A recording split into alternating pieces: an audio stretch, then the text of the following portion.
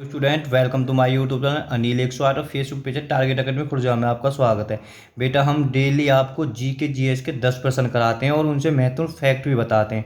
बेटा नाम के ही 10% है, हम कम से कम 40% कराएंगे। और बेटा ये बहुत अच्छे लेवल के जी के जीएस है, आप जब खुद देखोगे तो जब भी पता पड़ जाएगी आपको।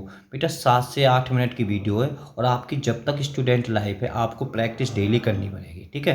तो पहले प्रश्न की ओर, किसी भी एग्जाम, ठीक है, जिसमें जी के जी एस आती है तो बेटा इसके लिए तो वीडियो बहुत हेल्पफुल होगी। आने वाले समय में हरियाणा पुलिस, एमपी पुलिस के ये दो बड़े एग्जाम हैं, एसएससी जीडी का भी आना है और बेटा यूपीएसआई, ठीक है। अदर्स कोई भी एग्जाम हो अगर उसमें जी के जी एस आती है तो बहुत हेल्पफुल वीडियो होगी।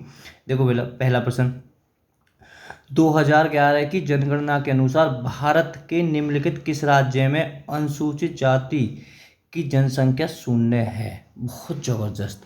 बेटा किस राज्य में, देखो कि बहुत ही अच्छे लेवल का सवाल है। तो बेटा किस में है, बी नागालैंड, इसका एकदम ठीक हो जाएगा। देखो मैं बेटा एक बात बताऊं, भारत के दो ऐसे राज्य हैं जो 2011 की जनगणना के अनुसार, ठीक है, जिनमें अनुसूचित जनजाति की संख्या शून्य है। एक तो नागालैंड है, एक दूसरा आप नोट कर लेना अरुणाचल प्रदेश। मात्र दो राज्य हैं। जब बेटा नागालैंड का नाम आया तो इससे कुछ फैक्ट अब बच्चों को याद होने चाहिए। देखो बेटा ये याद करने का बहुत अच्छा तरीका है, हमने इसी प्रकार से बच्चों की तैयारी कराते हैं और दिल्ली पुलिस में बेटा इसी प्रकार से लड़कियों का नंबर आया।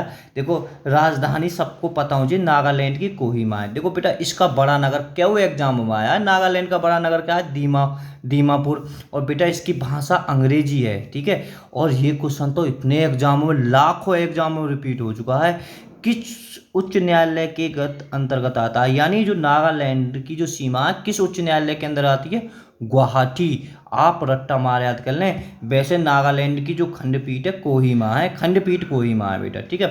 कितने राज्यों से सीमा स्पर्श करती है, तो आपको बेटा ये फैक्ट भी याद होना चाहिए, ठीक है।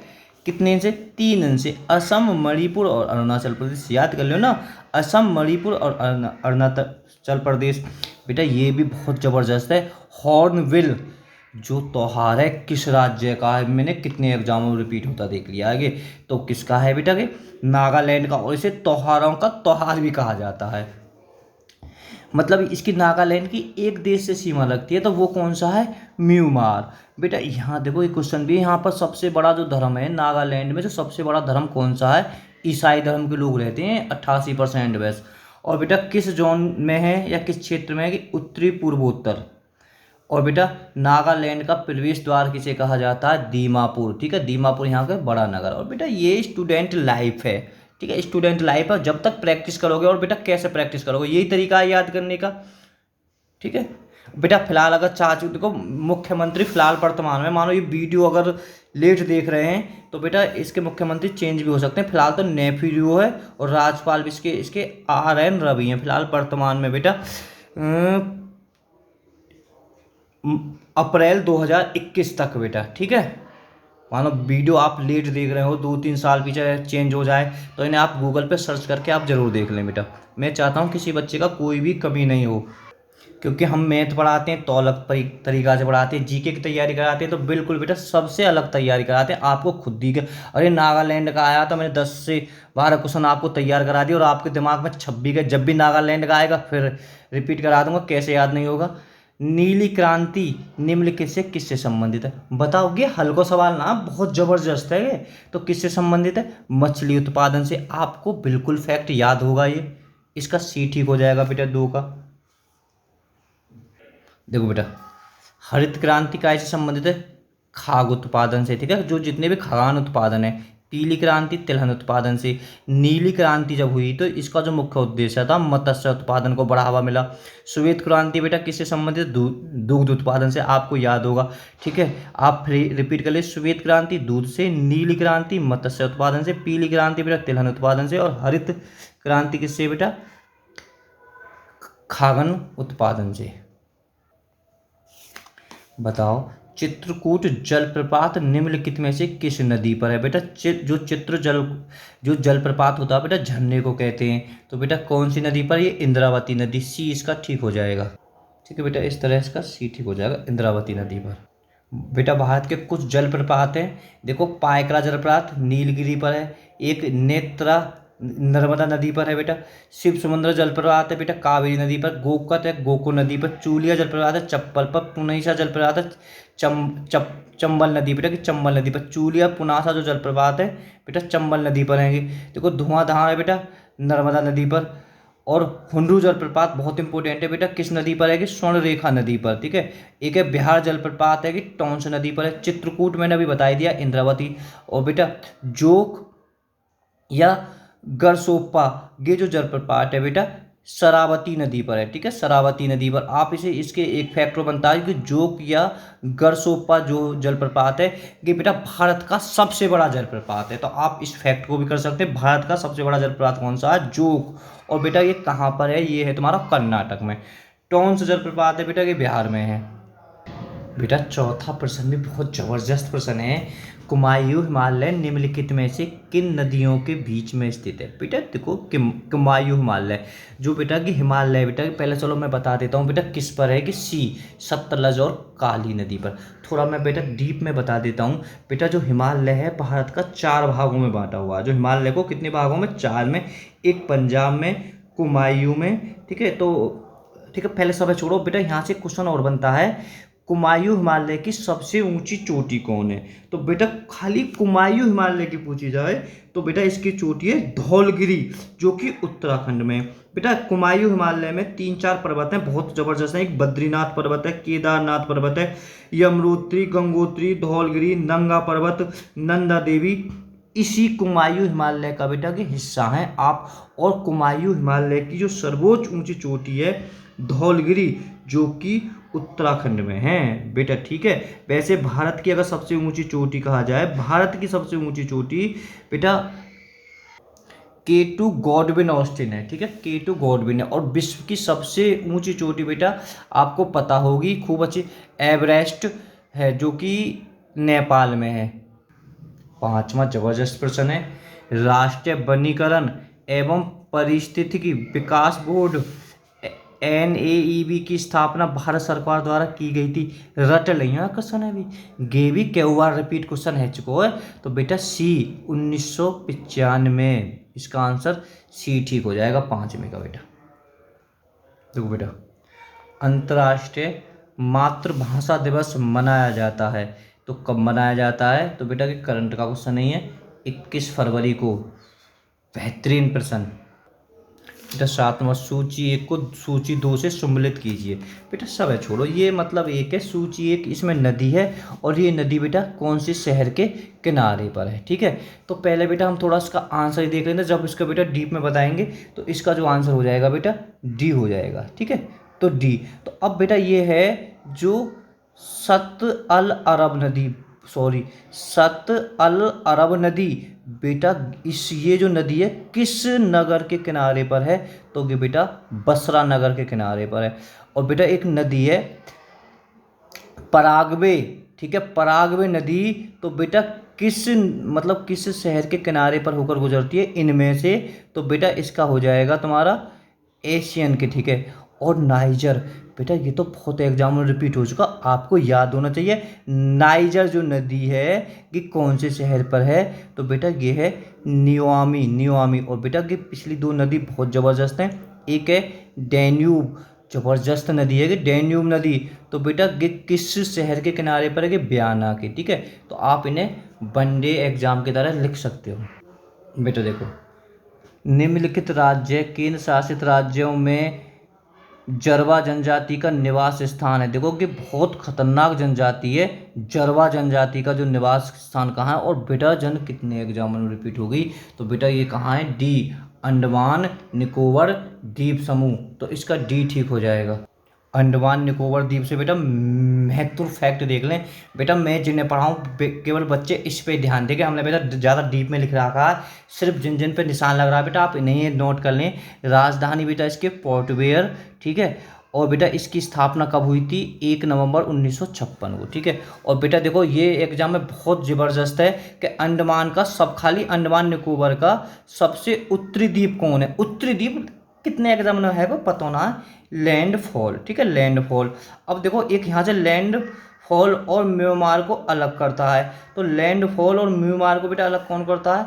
कोको जलमार्ग। जबरदस्त प्रश्न है ये भी, ठीक है। कोको, जो कि कोको जलमार्ग है बेटा, ये एक, चलो छोड़ो इसे। अगर एग्जाम की तैयारी कर रहे हो तो अगर ये क्वेश्चन आपको नहीं पता तो पढ़ना बेकार है, ठीक है। किस हाई कोर्ट के क्षेत्र में आता है ये? कौन? अंडमान। अंडमान निकोबार बेटा किसके, मतलब किस कोर्ट के अंतर्गत आता है? तो बेटा क्या आता है? Calcutta high court. आप इस प्रश्न को अच्छी तरह रट लें। अभी थोड़ी देर पहले एक दूसरा प्रश्न आया था, ठीक है, तो ये क्वेश्चन यहाँ बनता है। और बेटा भारत का सबसे दक्षिण पॉइंट कौन सा? यहाँ से जबरदस्त प्रश्न और क्या होएगा। भारत का सबसे दक्षिण पॉइंट कौन सा? इंदिरा पॉइंट, ठीक है बेटा। हम इसे कभी कभी पार्सन भी कह देते हैं, और कहीं कहीं बेटा आपको आपको ऐसे भी लिखा मिल जाएगा, पिगमेलियन, सब लिख लेना, पिगमेलियन पॉइंट भी कहते हैं। यानी कहने का मतलब है कि इंदिरा पॉइंट बालक रट के रखते हैं, अगर पार्सन भी कुछ बच्चे रट लेते हैं। और अब एग्जाम्पल इसे देने लगा है, पिगमेलियन पॉइंट, ठीक है, कि सब एक ही चीज़ है। और बेटा, और ये सब कहाँ है? ये ब्रत निकोबार में है। ब्रत निकोबार बेटा ये एक, मतलब अंडमान निकोबार का बेटा बेटा एक क्षेत्र है, ब्रत निकोबार, ठीक है, जैसे बांटा हुआ है। देखो, अगर बेटा तैयारी कर रहे हो तो गीत क्वेश्चन भी आपको याद होना चाहिए। भारत और इंडोनेशिया को कौन अलग करता है? ग्रेट चैनल, ठीक है, भारत और इंडोनेशिया को। अब बेटा अंडमान निकोबार और सुमेत्रा द्वीप, कहने का मतलब है भारत का तो अंडमान निकोबार द्वीप होता है, वहाँ पर इंडोनेशिया का एक द्वीप है सुमित्रा द्वीप, ये दोनों आपस में अलग होते हैं ग्रेट चैनल को। बेटा कभी कभार एग्जाम पर तुम्हें ऐसे दे देता है, भारत और सुमित्रा को कौन कर देता है? तो बेटा ग्रेट चैनल। कभी कभी एग्जाम पर ऐसे देता है अंडमान निकोबार द्वीप, ना ये बेटा अलग है, अंडमान और निकोबार द्वीप। जबरदस्त प्रश्न है ये, अंडमान और निकोबार द्वीप। देखो 3 बार निशान तो मैंने लगा दिया, तो 10 डिग्री चैनल। अगर तैयारी कर रहे हो तो आपको याद आना चाहिए। अब बेटा गेम मैंने कितनी प्रश्नों को देखिए, अंडमान की सबसे, देखो सर्वप्रथम जो मानसून आता है बेटा, पहले आता है लगभग 20 मई को अंडमान में, फिर केरल में बेटा 1 जून को लगभग आता है, ठीक है। अंडमान की सबसे ऊंची चोटी कौन सी है? सैंडल पीक, ठीक है, सैंडल पीक याद कर लो। और अगर देखो वैसे अंडमान निकोबार की सबसे ऊंची चोटी है सैंडल पीक, ठीक है। अब अंडमान निकोबार 2 भागों में बता, अगर निकोबार की पूछने लगे खाली, धुलियार, ठीक है, धुलियार, यहाँ से सीधे सीधे बजाओ, सैंडल पीक कहाँ? अंडमान निकोबार द्वीप में। धुलियार चोटी कहाँ है बेटा? ये भी अंडमान निकोबार में, और निकोबार, अंडमान निकोबार के खाली निकोबार क्षेत्र में आएंगे बेटा। भारत का एकमात्र सक्रिय ज्वालामुखी कौन सा? बैरन। सीधे सीधे एग्जामों में बना है, बैरन ज्वालामुखी कहाँ है? अंडमान निकोबार द्वीप में। देखो वीर, यहाँ से ज़्यादा इंपॉर्टेंट प्रश्न का हो गए, वीर सावरकर हवाई अड्डा, ठीक है। अब बेटा ये कहाँ है? पोर्ट ब्लेयर में। अभी ये करंट का क्वेश्चन है, इसका नाम बदल के लग दिया, वीर सावरकर हवाई अड्डा कहाँ है? Port Blair. पोर्ट ब्लेयर आप पता ही गए हो कहाँ पे है कि पोर्ट ब्लेयर, अंडमान निकोबार द्वीप के।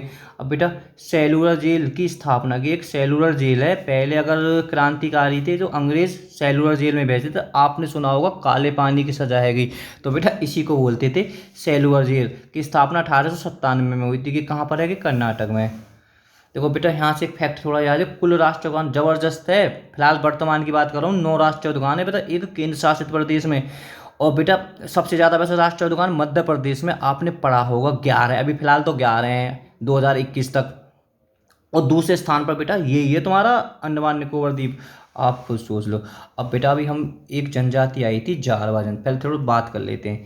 देखो जनजाति निकोबार, ठीक है, ये निकोबार जनजाति कहाँ पाई जाती है? ये तुम्हारे अंडमान निकोबार में, जारवा जनजाति, ठीक है। यहाँ पे मैं टिक लगा दी हो क्योंकि जारगे बहुत एग्जामों में पूछी गई है और अभी पूछ भी रही है। और बेटा सोमपेन सेटलीज, ये जनजाति बेटा कहाँ की? ये सभी जनजाति वैसे वहीं की हैं, अंडमान निकोबार की। सबसे बड़ी जनजाति तो ज़्यादातर यही पाई जाती है, निकोबार, ठीक है। जारवा क्यों पूछी जाती है? यहाँ के बहुत कारण है, एग्जामिनर इसे ये क्यों पूछता है, इसे ये इसलिए पूछता है बेटा, ये जारवा जनजाति, पहले सुन लेते हैं थोड़ा सा और जान लेते हैं। निकृतो जनसंख्या के वंशज माने जाते हैं बेटा, की जो जारवा जनजाति है बेटा कौन के वंशज माने जाते हैं? एक निकोरवा जनजाति है जो कि अफ्रीका में पाई जाती है, इसके इसे वंशज माने जाते हैं, समझ गए होगे। अब बेटा जारवा जनजाति है ना विश्व की सबसे पुरानी है, और बेटा कि आज भी जनजाति पाषाण काल में जी रही है, आप सोच सकते हो, ठीक है, कि सब जातियों ने विकास कर लिया और और फिलहाल बेटा इस जनजाति को भारत सरकार भी बहुत बचाने की कोशिश कर रही है बेटा, बचा नहीं पा रही। कुल 350 लोग जीवित हैं वर्तमान में, ठीक है, सोच लो। तो ये पूरी तरह से जनजाति खत्म होने के कगार पर है। 2011 की जनगणना के अनुसार निम्नलिखित राज्यों में किसमें नगरीकरण स्तर सबसे निम्न है, ठीक है, किसका सबसे नगरी जो कारण है स्तर सबसे कम है, तो बेटा कौन है, पश्चिम बंगाल। डी इसका ठीक हो जाएगा बेटा। बेटा 10वां प्रश्न भी कर लो, भारत में मानसून की उत्पत्ति निम्नलिखित पवनों में किसके द्वारा होती है, तो बेटा किसके द्वारा होती है, 10 का आपका हो जाएगा ए, दक्षिणी पश्चिम पवनों के द्वारा, ठीक है। जो भारत में सबसे ज़्यादा बारिश दक्षिण पश्चिम मानसून होते हैं, इनके द्वारा ही होती है।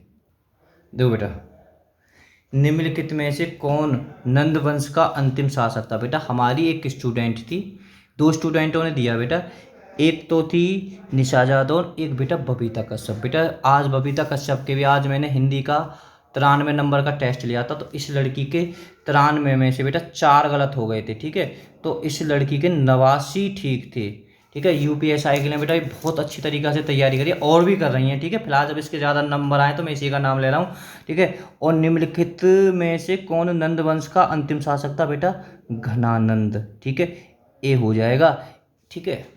आज का SW देख लेते हैं। यूपीएसआई की तैयारी कर रहे हो, वो ये बताओ इससे ज़्यादा कोई अच्छा प्रश्न हो सकता है, हैं? मात्र यूपीएसआई छोड़ो, यूपी का अगर यूपी लेखपाल भी है, यूपी से कोई भी संबंधित एग्जाम है, उस इससे ज़्यादा तो बेटा प्रश्न हो ही सकता है। निम्नलिखित में से कौन उत्तर प्रदेश का सर्वाधिक फसल क्षेत्र के अंतर्गत नहीं आता है, सम्मिलित कीजिए। अब बेटा देखो नगरों के नाम और दे रहे हैं, जनपद सॉरी बुलंदशहर के, तो इनमें एक गलत होगा, आप गूगल पे सर्च करके देख लें ना, है ना। इसका कल मैं आंसर बताऊंगा बेटा, ये बहुत ज़बरदस्त प्रश्न है, देखो डीप में पूछा हुआ है। वीडियो कैसी लगी कमेंट में ज़रूर बताएं, वीडियो को शेयर करें, लाइक करें। Okay, bye bye.